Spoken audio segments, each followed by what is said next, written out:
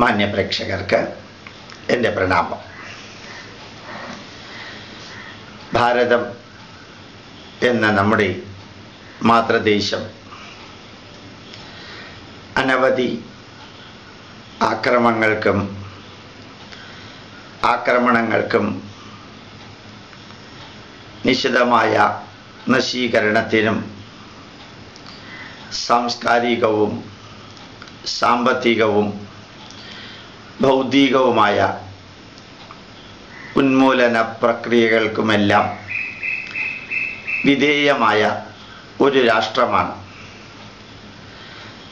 ഭാരതത്തെക്കുറിച്ച് പറയാറുണ്ട്, ഹിമാലയം സമാരഭ്യ യാവത് ഇന്ദുസരോവരം തം ദേവനിർമ്മിതം ദേശം ഹിന്ദുസ്ഥാനം പ്രചക്ഷത്തെ.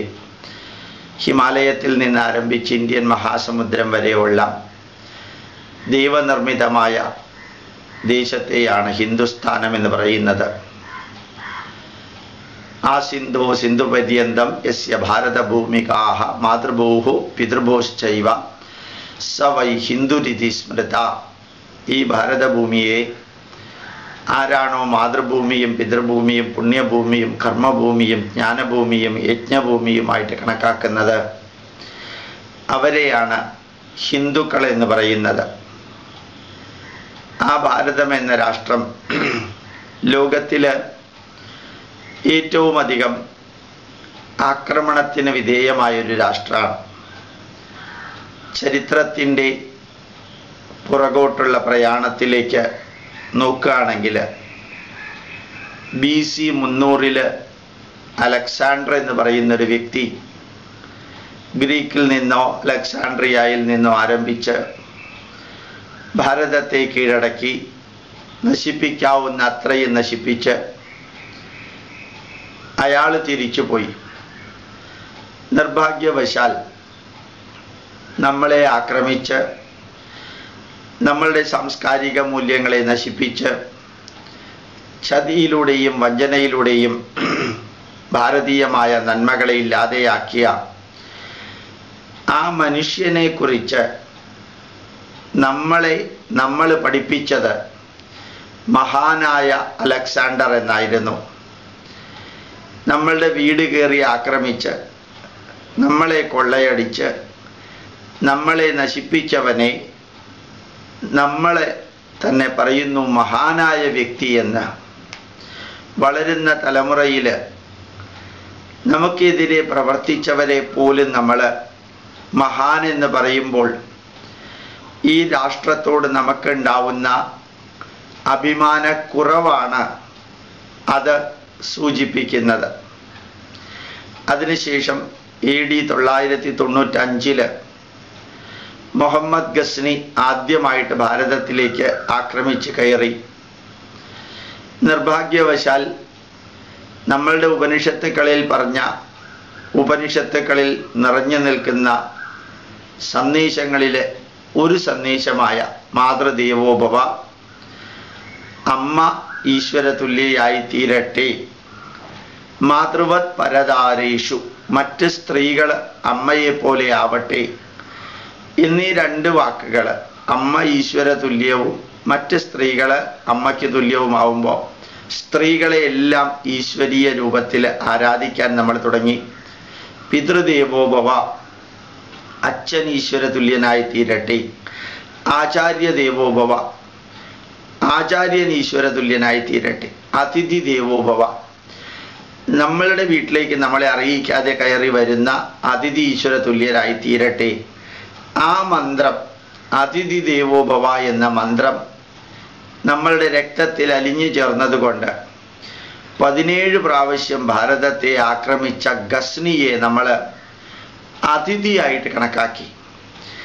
ആ വരുന്നവരെ മാതൃതുല്യരായിട്ടും പിതൃതുല്യരായിട്ടും കണക്കാക്കിയിട്ട് അവർ കൊള്ളയടിക്കാനും ഇവിടെ ഉള്ളത് മുഴുവൻ നശിപ്പിക്കാനും വരുന്നവരാണെന്ന് അറിഞ്ഞിട്ട് പോലും നമ്മളുടെ പൈതൃകത്തിലെ നന്മകളെ നമ്മൾ തിന്മയ്ക്ക് ഉപയോഗിച്ചു. നമ്മളെ നശിപ്പിക്കാൻ വരുന്നവരെ പോലും നമ്മൾ അതിഥിമാരായിട്ട് ദുർവ്യാഖ്യാനം ചെയ്ത് അവർക്ക് ഭക്ഷണവും വെള്ളവും സൗകര്യവും കൊടുത്തു.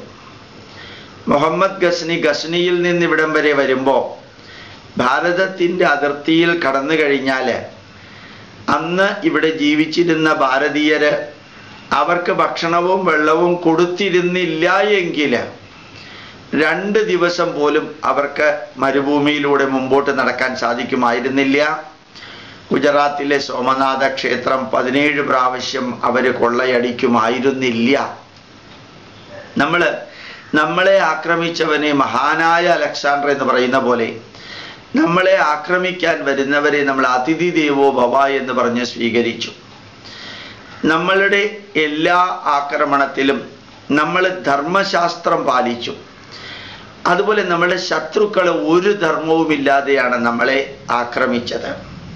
ശരിക്ക് അടിമവംശത്തിലെ ഒരു പ്രഗത്ഭനായ മുസ്ലിം നേതാവ് അയാളെ 17 പ്രാവശ്യം ഭാരതത്തിലെ രാജാക്കന്മാരെ പിടിച്ചപ്പോഴും അയാൾ രാജാവിൻ്റെ മുമ്പിൽ പറഞ്ഞു, ഇനി എൻ്റെ ഭാഗത്തുനിന്ന് തെറ്റുണ്ടാവില്ല, എന്നെ വിട്ടയക്കണമെന്ന. അത് കേട്ട രാജാവ് അയാളെ വിട്ടയച്ചു. അവിടെയും അതിഥി ദേവോ ഭവ എന്ന് പറഞ്ഞ് വിട്ടയച്ചു. ആ മുസ്ലിം സുൽത്താൻ ഒരിക്കൽ ഈ രാജാവിനെ തടങ്കലിലാക്കി യുദ്ധത്തിൽ. അപ്പോൾ ഈ രാജാവ് ആ സുൽത്താനോട് പറഞ്ഞു, നിങ്ങളെ ഞാൻ 17 പ്രാവശ്യം മോചിപ്പിച്ചതല്ലേ, ഒരിക്കലെങ്കിലും എന്നെ മോചിപ്പിച്ചൂടെ എന്ന്. തിരിച്ചദ്ദേഹം ആ സുൽത്താൻ പറഞ്ഞത്, ഞാൻ ഹിന്ദുക്കളെ പോലെ നിങ്ങളെ പോലെ വിഡ്ഢിയല്ല എന്നായിരുന്നു. നമ്മൾ ഇവിടേക്ക് വന്ന വ്യക്തികൾ ഏതാണ്ട് 650 വർഷം ഭാരതത്തിലേക്ക് ഇരച്ച് കയറി ഈ നാടിനെ ഉന്മൂലനം ചെയ്ത വിദേശ മുസ്ലിങ്ങളെ നമ്മൾ അതിഥിമാരെ പോലെ ട്രീറ്റ് ചെയ്തതിൻ്റെ പരിണത ഫലമാണ് 6.5 നൂറ്റാണ്ട് അടിമകളായിട്ട് നമ്മൾ ജീവിക്കേണ്ടി വന്നത്. യൂട്യൂബിൽ പല പ്രഭാഷണങ്ങളും അപ്ലോഡ് ചെയ്യുമ്പോൾ ധാരാളം മുസ്ലിങ്ങൾ ചോദിക്കാറുണ്ട്, അങ്ങനെ ഭാരതത്തെ ഉന്മൂലനം ചെയ്തിരുന്നു എങ്കിൽ ഇവിടെ ഹിന്ദുക്കൾ ഉണ്ടാകുമായിരുന്നോ എന്ന്. ഞാൻ അതിനൊന്നും ഉത്തരം കൊടുക്കാൻ നിൽക്കാറില്ല. 22 ലക്ഷം പശുക്കളെ തിന്നുന്ന കേരളീയര് ആഴ്ചയിൽ 22 ലക്ഷം പശുക്കളെ കൊന്നു കഴിഞ്ഞാൽ പിന്നെ കേരളത്തിൽ പശുക്കൾ ഉണ്ടാവോ എന്ന് ചോദിക്കുന്ന ചോദ്യത്തിന് ഞാൻ ഉത്തരം പറയേണ്ട കാര്യമില്ലല്ലോ. അത്രയും അധികം ക്രൂരത ചെയ്ത ആ മുസ്ലിങ്ങളുടെ പിൻതലമുറക്കാരാണ് ഇന്ന് ഭാരതത്തിൽ ജീവിക്കുന്നത്. അത് സത്യമാണ്, അത് ചരിത്ര സത്യമാണ്. ഈ ഭാരതത്തിൽ ഒരു മുസ്ലിം പോലും അള്ളാഹുവിനോടുള്ള ബഹുമാനം കൊണ്ടോ ഖുർആനോടുള്ള ബഹുമാനം കൊണ്ടോ അല്ല മുസ്ലിം ആയത്, മറിച്ച് വാൾമുനയുടെ ഭയം കൊണ്ട്, പശു ഇറച്ചി തീറ്റിയത് കൊണ്ട്, കൂട്ട മതപരിവർത്തനം നടത്തിയത് കൊണ്ട്, ജീവനോടുള്ള കൊതി കൊണ്ട് മാത്രമാണ് ഗസ്നി മുതൽക്ക് മുഗള സാമ്രാജ്യത്തിലെ കൊടും ക്രൂരരായ മുസ്ലിം നേതാക്കന്മാര്. നമ്മൾ അക്ബറെ, മഹാനായ അക്ബർ എന്ന് പറയുന്നുണ്ട്. ശരിക്ക് അക്ബറുടെയും ജഹാംഗീറിൻ്റെയും ഷാജഹാന്റെയും ഹുമയൂണിൻ്റെയും ചരിത്രം ഒന്ന് വായിച്ചാൽ നടുങ്ങിപ്പോകുന്ന അത്രയും ക്രൂരതയുള്ള മനുഷ്യരെ എല്ലാം നമ്മളുടെ പാഠപുസ്തകങ്ങളിലൂടെ നല്ലവരാണെന്ന് വരുത്തി തീർക്കാനുള്ള ദുഷ്പ്രവർത്തികളാണ് നമ്മൾ ചെയ്തത്. കൊള്ളക്കാരെ കൊള്ളക്കാരാണെന്ന് നമ്മൾ പഠിപ്പിച്ചില്ല, കള്ളനെ കള്ളനാണെന്ന് നമ്മൾ പഠിപ്പിച്ചില്ല, തീവ്രവാദിയെ തീവ്രവാദിയാണെന്ന് നമ്മൾ പഠിപ്പിച്ചില്ല, രാഷ്ട്രദ്രോഹിയെ രാഷ്ട്രദ്രോഹിയാണെന്ന് നമ്മൾ പഠിപ്പിച്ചില്ല. എന്തുകൊണ്ട് പഠിപ്പിച്ചില്ല? 2 കാരണം. ഒന്ന്, അവരുടെ എല്ലാം വോട്ട്, അവരുടെ പിൻതലമുറക്കാരുടെ വോട്ട് നമുക്ക് ആവശ്യമായിരുന്നു ചിലർക്ക്. ആ വോട്ടിന് വേണ്ടി ഏത് കള്ളനെയും കൊള്ളക്കാരനെയും കൊള്ളിവെപ്പുകാരനെയും എല്ലാം നമ്മൾ നന്മ നിറഞ്ഞ മനുഷ്യരുടെ രൂപത്തിൽ ലോകത്തിൻ്റെ മുമ്പിൽ മതേതരത്വത്തിൻ്റെ പേരിൽ നമ്മൾ അവതരിപ്പിച്ചു. മഹാനായ അലക്സാണ്ടർ എന്ന് പറഞ്ഞ പോലെ മഹാനായ അക്ബർ എന്ന് പറഞ്ഞു നമ്മൾ. ആ അക്ബറാണ് ഈ ഭാരതത്തിൽ ഗംഗാനദിയിൽ ഏതെങ്കിലും ഒരു ഹിന്ദു കുളിച്ചാൽ ഒന്നുകിൽ 150 ദിനാർ ഫൈനഡ് അടയ്ക്കണം, അല്ലെങ്കിൽ അയാളുടെ കഴുത്തറുത്ത ശിക്ഷ അയാൾക്ക് കൊടുക്കുന്നുണ്ടാവും. അത്രയും നീചവും നിന്ദ്യവുമായ പ്രവർത്തികളാണ് അക്ബർ ഉൾപ്പെടെയുള്ളവർ ചെയ്തത്. എന്നിട്ട് അവർ നടത്തിയ കൊള്ളയും കൊള്ളിവെപ്പിനും ഒരു കണക്കും ഇല്ല. ഭാരത ചരിത്രം UGC അപ്രൂവ് ചെയ്ത ടെക്സ്റ്റ് പുസ്തകത്തിൽ നിന്ന് ആ ചരിത്രം എടുക്കുകയാണെങ്കിൽ നമ്മൾ നടുങ്ങിപ്പോകും. ഇന്ന് UGC അത്തരത്തിലുള്ള പുസ്തകം പഠിപ്പിക്കുന്നില്ല. കാരണം നമ്മുടെ വിദ്യാഭ്യാസ മന്ത്രിമാരെല്ലാം മിക്കവാറും മുസ്ലിങ്ങളോ ക്രിസ്ത്യാനികളോ ആയിരുന്നത് കൊണ്ട് അവരുടെ പൂർവികർക്ക് എതിരെ വരുന്ന ഒരു വരികളും നമ്മൾ പഠിപ്പിച്ചില്ലെന്ന് മാത്രമല്ല, ഈ ടിപ്പു സുൽത്താനെ പോലും മഹാനാക്കി. ഈ ടിപ്പു സുൽത്താൻ കേരളത്തിൽ നടത്തിയ പടയോട്ടത്തിൽ നശിപ്പിക്കപ്പെട്ട ക്ഷേത്രങ്ങൾ കൺമുമ്പിൽ കണ്ടിട്ട് പോലും നമ്മൾ ടിപ്പു സുൽത്താനെ മഹാനായ വ്യക്തിയാക്കി മാറ്റി. യഥാർത്ഥത്തിൽ ടിപ്പു സുൽത്താൻ ഇംഗ്ലീഷുകാർക്കെതിരെ പടപൊരുതിയിട്ടുണ്ട് എന്നുള്ളത് സത്യമാണ്. പക്ഷേ ഇംഗ്ലീഷുകാർക്കെതിരെ ടിപ്പു സുൽത്താൻ പടപൊരുതിയത് കൂട്ടത്തിൽ കൊല്ലാവുന്ന അത്രയും ഹിന്ദുക്കളെ കൊന്ന് വധിച്ച് കൊലവിളി വിളിച്ചിട്ടാണ്. ഇന്നും പാലക്കാട് ടിപ്പുവിൻ്റെ കോട്ടയിൽ അയാള് യുദ്ധത്തിനിറങ്ങുമ്പോൾ വേദം പഠിച്ച ഒരു വേദ പണ്ഡിതന്റെ കഴുത്തറുത്ത് അവിടെ തൂക്കിയിട്ടിട്ടാണ് ടിപ്പു സുൽത്താൻ പടയോട്ടം നടത്തിയതെന്ന് പറഞ്ഞാൽ ലോകത്തിലെ ഒരു മനുഷ്യനും നിങ്ങൾ ഉൾപ്പെടെ വിശ്വസിക്കില്ല. ആ ടിപ്പുവിൻ്റെ സത്യങ്ങളൊന്നും നമ്മൾ പഠിപ്പിച്ചില്ല. തൈമൂർ എന്ന് പറയുന്ന ഒരു ഘോര കൊലയാളി 3 ദിവസം ഭാരതത്തിൽ നടത്തിയ 1 കോടി ആണുങ്ങളുടെ കഴുത്തറത്തുള്ള കൊല 1390കളിൽ ഏതാണ്ട് 700 വർഷങ്ങൾക്ക് മുമ്പ്. ആ കൊലയെക്കുറിച്ചൊന്നും നമ്മൾ പഠിപ്പിച്ചില്ല. നമ്മൾ അനുഭവിച്ച വേദനകളെല്ലാം പുറത്തറിയിക്കാതെ നമ്മളെ വേദനിപ്പിച്ചവരെല്ലാം നമ്മൾ മഹാനായ എന്ന വാക്കുകൾ ചേർത്ത് നമ്മുടെ രാഷ്ട്രത്തോടുള്ള ഭക്തിയും അഭിമാനവും പോലും ഇല്ലാതാകത്തക്ക വിധത്തിൽ നമ്മളെ അവഹേളിച്ചു. അത് തന്നെയാണ് ഇംഗ്ലീഷുകാരും ചെയ്തത്. ഇവിടെ പോർച്ചുഗീസുകാർ വന്നു. ആ പോർച്ചുഗീസുകാരൻ്റെ ഒരു പ്രതിനിധിയാണ് ഫ്രാൻസിസ് സേവിയർ എന്ന് പറയുന്ന 6 കൊലയാളി. 40,000 ഹിന്ദുക്കളെ മതം മാറാൻ വിസമ്മതിച്ച ആ കൊലയാളി അയാള് പോപ്പിനെഴുതി ഇവിടെയുള്ള കുടിലുകൾ, അമ്പലങ്ങളെയാണ് അയാൾ കുടിലുകൾ എന്ന് പറഞ്ഞത്. ആ അമ്പലങ്ങളിലുള്ള വിഗ്രഹങ്ങളെ തച്ചുടച്ച് ആ വിഗ്രഹങ്ങളെ ആരാധിച്ചിരുന്ന വ്യക്തികളുടെ മക്കളെ കൊണ്ട് ആ വിഗ്രഹത്തിൽ മൂത്രമൊഴിപ്പിച്ച് അത് തകരുമ്പോൾ, എന്നിട്ട് ഇത്രയും കാലം ആ അമ്പലത്തിലെ വിഗ്രഹത്തെ ആരാധിച്ചവര് ക്രിസ്തുമതത്തിലേക്ക് വരുമ്പോൾ എൻ്റെ മനസ്സിൽ ഞാൻ അനുഭവിക്കുന്ന ആനന്ദത്തിന് ഒരു കണക്കുമില്ല എന്ന് എഴുതിയ ആ ഫ്രാൻസിസ് സേവിയറെ കേരളത്തിലെ മലയാളികൾ ഒരു ദൈവദൂതനായി പ്രഖ്യാപിച്ച്, വിശുദ്ധനായി പ്രഖ്യാപിച്ച് 6 കൊലയാളി. എന്തിനയാൾ കൊല ചെയ്തത്? മതപരിവർത്തനത്തിന് വേണ്ടി മാത്രം. അയാളെ സെന്റ് ഫ്രാൻസിസ് സേവിയറുടെ പള്ളികളിൽ പ്രതിഷ്ഠിച്ച് ആ പേരിൽ എത്രയാ സ്കൂളുകളും എത്രയാ സ്ഥാപനങ്ങളും ഉള്ളത്. നമ്മുടെ ദേശത്തിലുള്ളവരെ കൊന്നു കൊല വിളിച്ചവനെ പോലും വിശുദ്ധനാക്കാൻ പോപ്പിനെ കൊണ്ട് പറയിപ്പിച്ച് ചെയ്യിപ്പിച്ച ആ ക്രിസ്ത്യൻ പരമ്പര ഭാരതത്തിൽ വരാൻ കാരണം, സാധാരണ ഇംഗ്ലീഷുകാരെ കുറിച്ച് പറയാറുണ്ട്, ഇംഗ്ലീഷുകാർ ഭാരതത്തെ ഭരിച്ചത് air force, military force, naval force, Christian force അല്ലെങ്കിൽ ചർച്ച് ഫോഴ്സ്. ആ ഇംഗ്ലീഷുകാരെ അവർ ചെയ്തു കൂട്ടിയ തിന്മകൾ, ഫ്രഞ്ചുകാർ ചെയ്തു കൂട്ടിയ തിന്മകൾ, പോർച്ചുഗീസുകാർ ചെയ്തു കൂട്ടിയ തിന്മകൾ ഒന്നും നമ്മളെ പഠിപ്പിച്ചിട്ടില്ല. ഞാൻ നേരത്തെ യൂട്യൂബിൽ അപ്ലോഡ് ചെയ്തിട്ടുണ്ട്. എന്നെങ്കിലും നിങ്ങൾ ആൻഡമാൻ നിക്കോബാർ ഐലൻഡിൽ ചെന്ന് അവിടെയുള്ള സെല്ലുലാർ ജയിലിൽ പോയാൽ നടുങ്ങിപ്പോകുന്ന അത്രയും ഭീകരത ഇംഗ്ലീഷുകാർ നമ്മളെ കൊല വിളിച്ച് ചെയ്തു. ഇവിടെയുള്ള ദേശസ്നേഹികളെ കൊലക്കയറിൽ തൂക്കി. പക്ഷേ അവരെക്കാളും ഭാരതീയ സംസ്കാരത്തിന് കൊല ചെയ്തത് ജവഹർലാൽ നെഹ്റു എന്ന് പറയുന്ന ഒരു മനുഷ്യനാണ്. അദ്ദേഹമാണോ അയാളാണോ എന്ന് പറയണമെന്ന് എനിക്ക് അറിഞ്ഞൂടാ. അദ്ദേഹത്തിന് മുസ്ലിങ്ങളുമായിട്ട് രക്തബന്ധമുള്ളത് കൊണ്ട് ഈ കാശ്മീരി ബ്രാഹ്മണനായ മോത്തിലാൽ നെഹ്റുവും ജവഹർലാൽ നെഹ്റുവും മുസ്ലിങ്ങളുമായിട്ട് രക്തബന്ധമുള്ളത് കൊണ്ട് ശരിക്കു പറഞ്ഞാൽ ഷെയ്ഖ് അബ്ദുള്ളയും അതുപോലെ അദ്ദേഹത്തിൻ്റെ മകനും ഒമർ അബ്ദുള്ളയുമായിട്ട് നേരിട്ട് രക്തബന്ധമുള്ളത് കൊണ്ട് തന്നെ ഈ മുസ്ലിങ്ങളെ ഒരു കാരണവശാലും നെഗറ്റീവ് ആക്കാൻ അദ്ദേഹം ശ്രമിച്ചില്ല.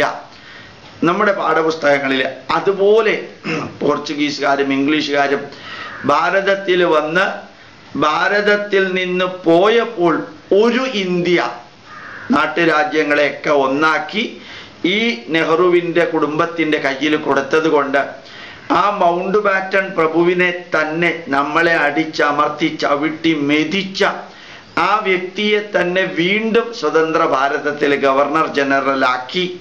അദ്ദേഹത്തിൻ്റെ ഭാര്യയും നെഹ്റുവും തമ്മിൽ പ്രേമമായിരുന്നു എന്ന കാരണത്താൽ ഇംഗ്ലീഷുകാരെ ഒരു കാരണവശാലും തിന്മ ചെയ്തവരാണെന്ന് നമ്മളെ പഠിപ്പിച്ചില്ല.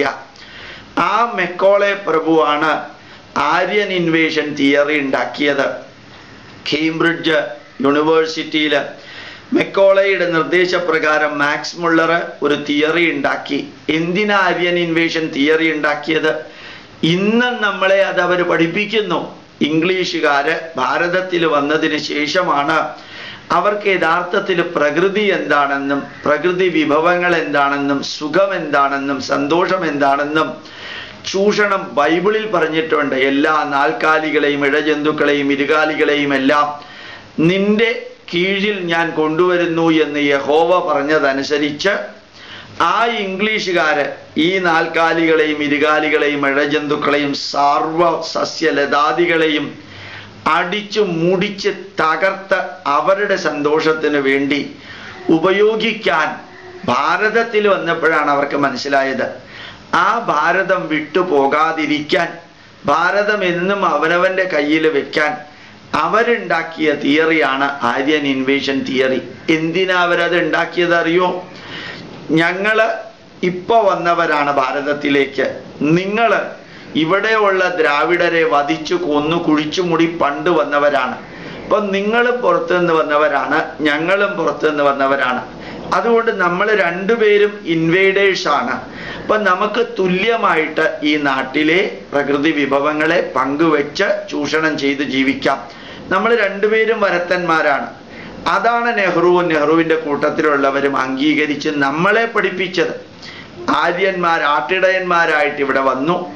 അവരാദ്യം ഋഗ്വേദം എഴുതി, പിന്നെ യജുർവേദം എഴുതി, പിന്നെ സാമവേദം എഴുതി, പിന്നെ അഥർവവേദം എഴുതി എന്നെല്ലാം 100-ൽ 150% പച്ച നുണ.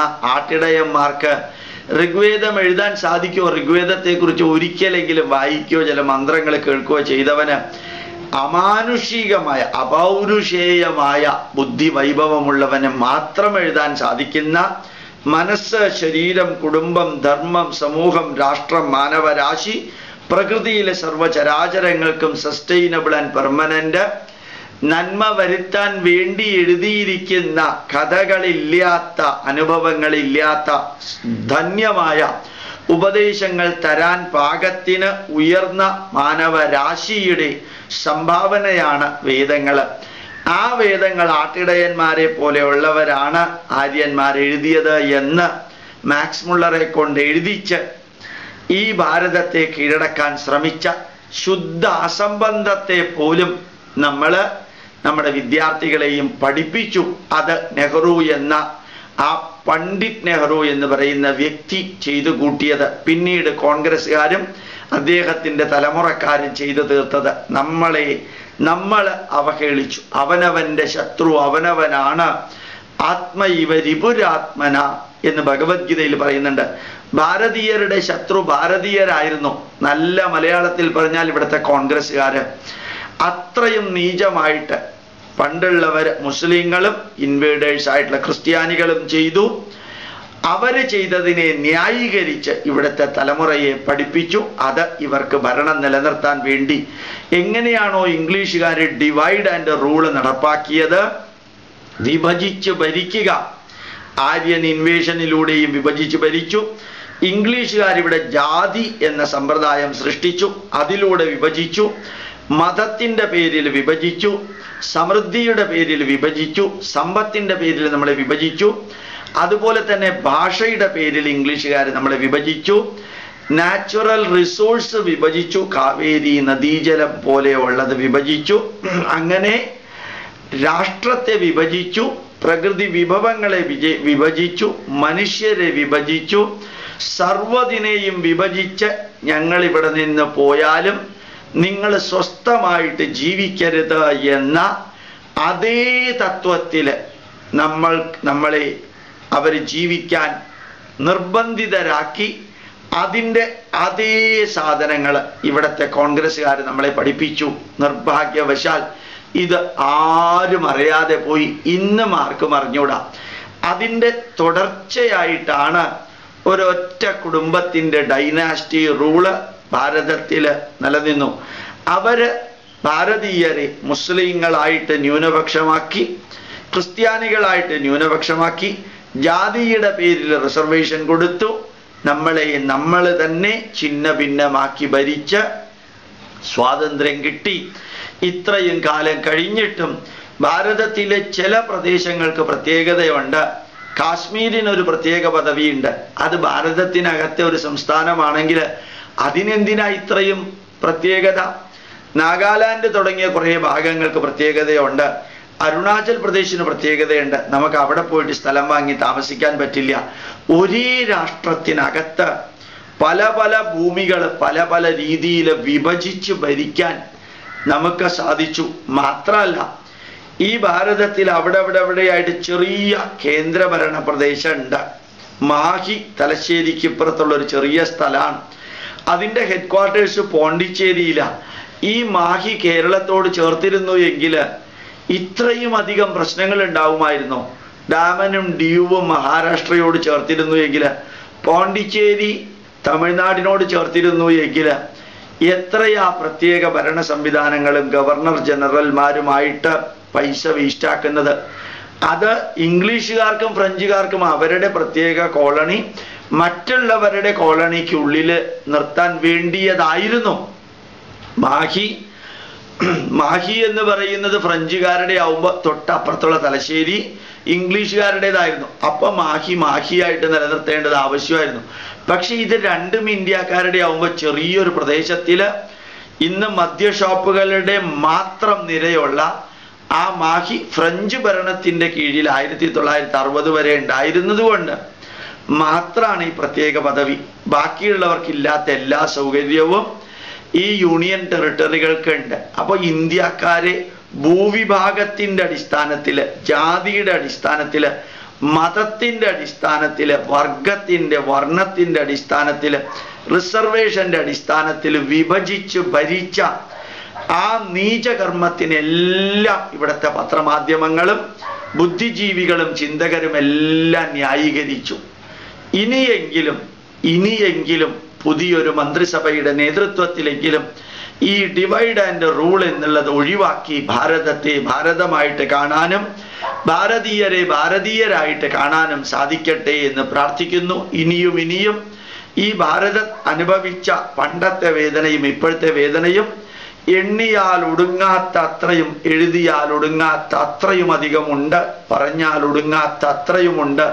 എങ്കിലും ഒരു ഔട്ട്ലൈൻ എന്ന രീതിയിൽ ഇന്ന് ഞാനത് പറഞ്ഞു എന്ന് മാത്രമേ ഉള്ളൂ. പ്രത്യേകിച്ചും ഇന്നലെ ഈ 370-ാം വകുപ്പിനെ കുറിച്ചൊരു ചർച്ച കൂടി നടന്നപ്പോൾ അതിൻ്റെ തുടർച്ച എന്നോണം ഇനിയുള്ള ഭരണാധികാരികളെങ്കിലും ഭാരതത്തെ ഭാരതമായി കാണാനും ഭാരതീയരെ ഭാരതത്തിൻ്റെ മക്കളായി കാണാനും വെറും ജാതിയുടെയും മതത്തിൻ്റെയും പേരിൽ വിഭജിക്കാതിരിക്കാനും ജഗദീശ്വരൻ അവരുടെ മനസ്സിൽ നന്മകൾ തോന്നിക്കട്ടെ എന്ന് പ്രാർത്ഥിക്കുന്നു. പ്രണാമം, നമസ്കാരം.